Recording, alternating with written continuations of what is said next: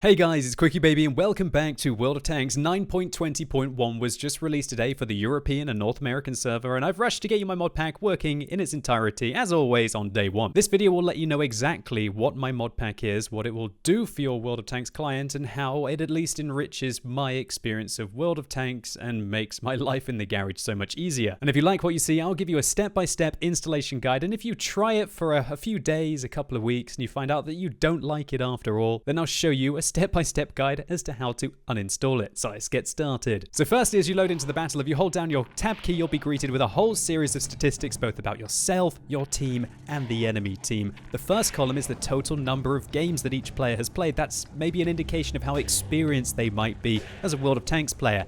The next column is their WN8 score. This is a rough indication of player skill, but don't take it as the word of God, as it does have significant loopholes. For example, assistance damage is not taken into account. And the final column is the overall win ratio on that player's account.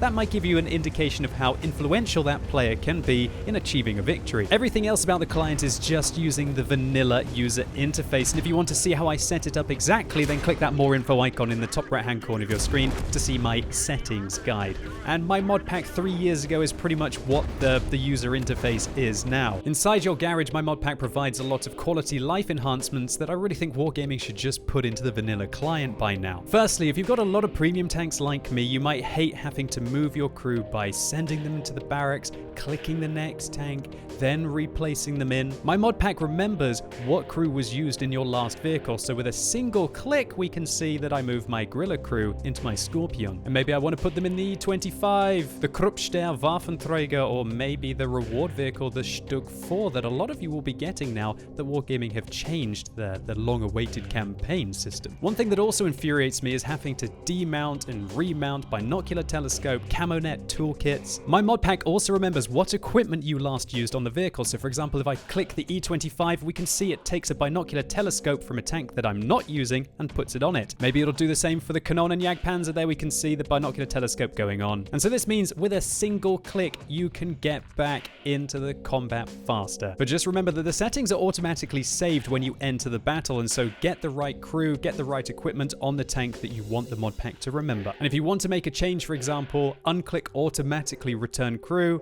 then put in the crew that you want to have in the vehicle and play a battle in it and it will remember them. Next up, one cheeky thing that Wargaming do is if you want to put premium consumables on a vehicle, the default will be gold in the standard client. My mod pack defaults this to credits, which is fantastic if, for example, you want to change guns on your Rheinmetallborsig Waffenträger and you don't want to be resupplying those heat rounds for gold by default. And finally, your service record has been enhanced. If we click the vehicles here, it tracks your WN8 and also tells you how many games you have to win in a row or lose to reach the next win percentage. So if you like what you see now, I'm going to show you exactly how to install the mod pack. I use a free file hosting website to share it with you guys because I guess I don't make a penny from it apart from the advertising that will be on my mod pack installation guides. And if you guys know a better free file hosting website, please let me know in the comments. There's a link to the download in the description down below, and also I'll pin one in the comments, and it will take you to the MediaFire website, and it'll probably try to trick you to click on loads of different links. Don't. This is the download button here, this green one saying download and the 6.02 megabyte download size. Although this number might change when I update the mod pack in the future. Once you click here, your download should finish fairly quickly, and then you want to open up the zipped file and you will have the two files that make up the mod pack. Next, you want to navigate to your World of Tanks folder, and one of the easiest ways to do this is to right click your desktop shortcut and open that file location. Now, if you want to perform a clean installation of this mod pack and remove all previous modifications that you had in your World of Tanks client, I recommend that you select the mods folder and the res mods folder inside your World of Tanks folder. And just to clarify, that is res mods, not res, and you want to delete these two folders. Next, take the mods and the res mods from the zipped file that you downloaded and either drag and drop them in or just copy paste them. Next, if you want to use the statistics inside this mod pack, then you will have to activate your World of Tanks account on the XVM website on which this mod pack is based. You can find the website at modxvm.com. And if it's in Ruski, don't be too offended, just click the English flag there. Next, you want to sign in and you want to click the region that you play on. For me, that's that's the European website, and you'll be redirected to log in. By logging in, you're providing XVM with access to Wargaming's API system for your account, and lots of World of Tanks community-based websites use Wargaming's API system. It's a safe way to enable them to see your account name and so on and so forth without giving them really sensitive information like your password. Next, you'll see your World of Tanks account name in the top right-hand corner of the XVM website, and you want to click Prolong or Activate Services and Update Statistics. Next, you can customize the different kinds of statistics you get from XVM by clicking the settings, and if you want to use WN8, which my mod pack does use, then make sure you check the WN8 indicator there. And if you've performed all of these steps correctly, the next time that you log in, if you click the lower right-hand corner in your notification center, it will tell you that XVM status is active. And if it's not, then you should go back and repeat the steps that I've shown in this video. Now, Wargaming frequently release micro patches in between the large patches, and it breaks modifications. If this happens, then I will update my mod pack as soon as feasibly as possible,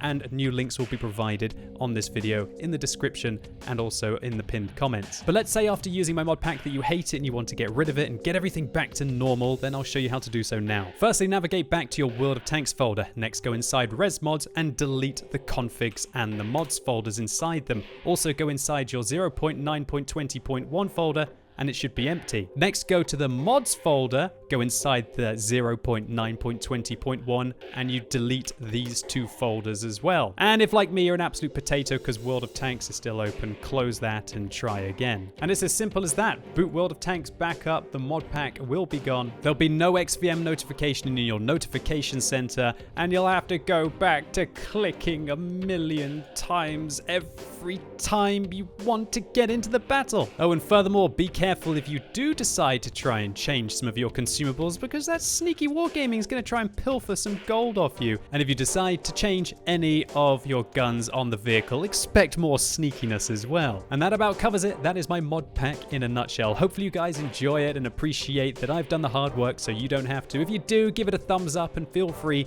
to let your friends or clanmates know if they're looking for a lightweight mod pack that provides statistics and just adds to your garage experience. And all that's left to say is to wish all of you the best of luck in 9.20.1, and I think I'm about to fire up the stream and play the Super Conqueror for the first time. So as always, thank you so much for watching. You've been epic, and hopefully I'll see you soon.